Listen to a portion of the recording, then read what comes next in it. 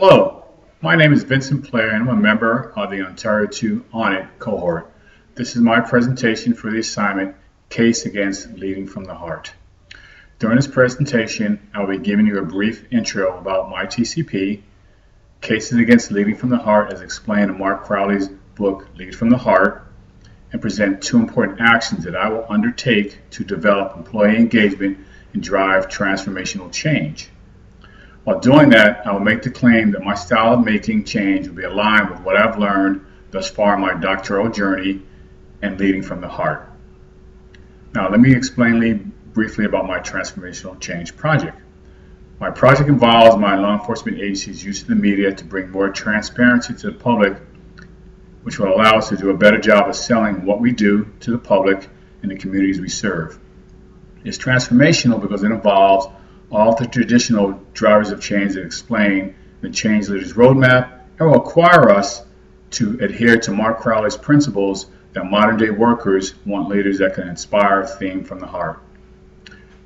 Basically, what we're doing is organizing into media teams to be able to push more content out to the public and the media, whereas now we're not really doing that. Everything is kind of static. We're getting information and pushing it out. Now, the best way I can make a counter argument against leading from the heart is to give my top 10 reasons workers don't need or want to be led from the heart. And this is just kind of based on experience and picking some things from the book. Number one, law enforcement hierarchy doesn't work well with inspiring people. I'm the captain of the ship and you will do as I say. Two, do as I say mentality that exists in law enforcement for a very long time and it still exists. Three, law enforcement believes in Theory X style of leadership. Workers want to be led. Workers just want to come to work. Four, bonding with co-workers is seen as a distraction. We don't have time for that touchy-feely style of leadership. Number five, let's squeeze as much as we can out of employees. Six, if you don't do what I say, I'll find someone that will do it. Seven, include people in the decision making. No way. Then I won't get the credit. It's all about me and what I need to do to further promote my career. 8, employees don't want to give input, they just want to do as they're told to do. 9, planning takes too much effort. If it's not broke, then we don't need to fix it. And my favorite, number 10, this is the way we've been doing it forever. This is the way we shall do it. Now, on the flip side, in comparison, have you ever wondered why people that work in dangerous jobs, for instance, Navy SEALs, elite law enforcement units, why they have deep bonds with people? Because they lead from the heart.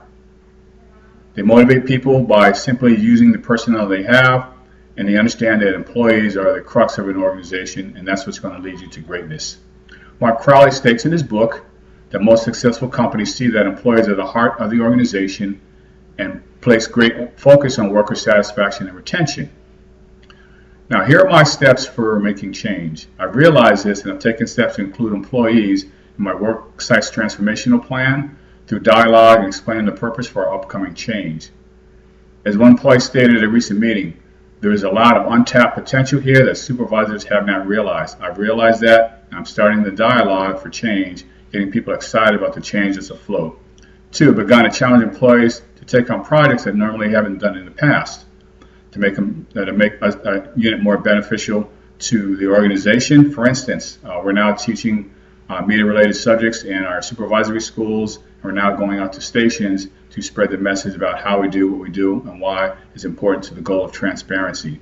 Number 3, another area is recognizing that employees are valued by giving them accommodations, especially when they go above and beyond the call of duty.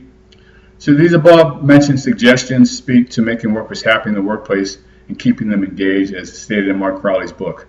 In closing, I've given you a glimpse of my style of leadership, what I hope to achieve, and also the fact that this anti-lead from the heart mentality still exists in law enforcement. The future holds endless possibilities. One thing I've learned in this journey in my professional work life, that employees want to be led. It's just up to good supervisors to lead us along the way. Thank you, and I hope you've enjoyed my video. Thank you very much. And as he becomes